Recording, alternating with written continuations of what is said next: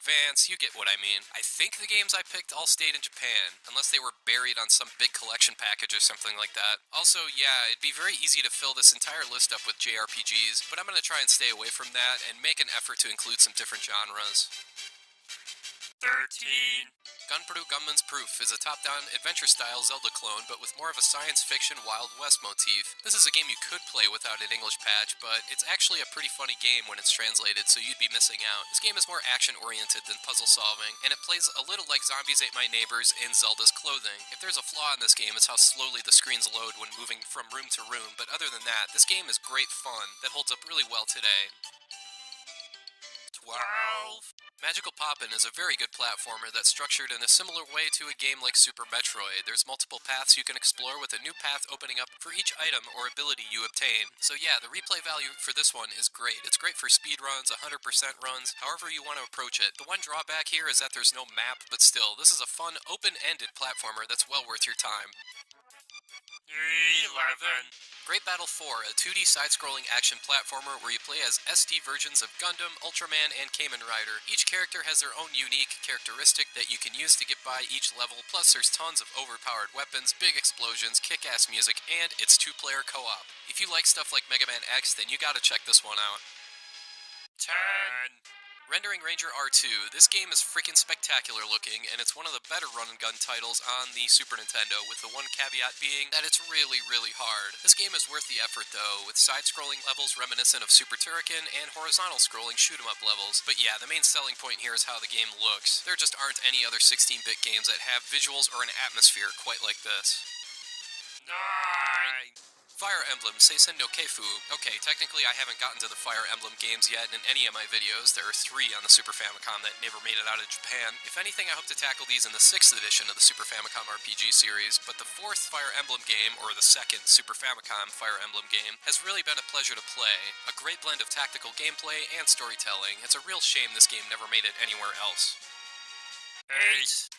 Macross Scrambled Valkyrie. This is easily one of the 4 or 5 best shoot-'em-ups on the Super Nintendo period, up there with stuff like Axelay, Space Megaforce, and UN Squadron. 3 very different playable characters, all with different speeds and different weapons, but all have the ability to steal enemy ships and have them fight alongside you. The difficulty is tough, but forgiving and fair, so it's accessible to people even if you're not that high on shoot-'em-ups. 7. Gundam Wing Endless Duel is the complete package when it comes to fighting games. It's fast, it's smooth, it looks fantastic, and the fighting mechanics are reasonably easy to pick up. Yeah, this game gets pretty damn hard in story mode as the last few characters are absurdly difficult, but as a one-on-one versus fighting game against a friend, this game is tremendous fun. 6. Super Bomberman 5 is arguably the best Bomberman game ever since it has both the best single-player campaign as well as the best multiplayer options available. There's 9 characters including a Create a Character mode, 10 maps, 3 more that can be unlocked, and all the greatness you've come to expect from 16-bit Super Bomberman, except this time having both a great single-player and multiplayer mode. 5.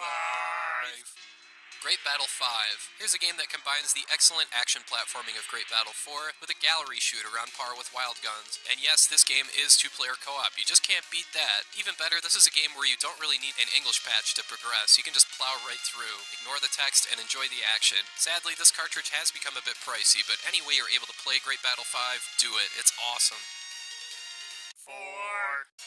Live a Live is one of my personal favorites I've discovered since I started this channel project thing. It's 7 different storylines and 7 different gameplay modes that you can play in any order, and they all cleverly come together at the end to form 2 more stories. In one story you're in feudal Japan, in another you're a professional wrestler, another you're a robot where there's no combat at all. This is one of the most innovative games I can remember playing. Definitely check this one out. 3. Ganbare Goemon Kirikiro Doshu, Boku ga Dancer ni Natawake. Whew, that's a mouthful, but yeah, out of the 3 Legend of the Mystical Ninja sequels that never made it out of Japan, the 4th game here is the best. And this game is just, I don't even know where to begin with it. It's 24 megs, which is absolutely gigantic for a game that's not a role-playing game. That should tell you the huge amount of variety this game offers. There's so many different modes and mini-games, all while providing such fantastic visuals and a great soundtrack. The 4th Super Famicom Goemon game is almost overwhelming. It's definitely worth experiencing for yourself. 2. Seiken Densetsu 3, another game with awesome visuals and a memorable soundtrack, in addition to the addictive gameplay that Secret of Mana started, but Seiken Densetsu 3 improved upon. The top-down combat here is so much fun. I understand some people don't care for the story aspects here, but I have to respect the scope of this game. The sheer amount of paths and characters make this game gigantic, and the core gameplay is so good that it makes each path worthwhile so you get your money's worth. This game is great, but it's not quite as good as 1.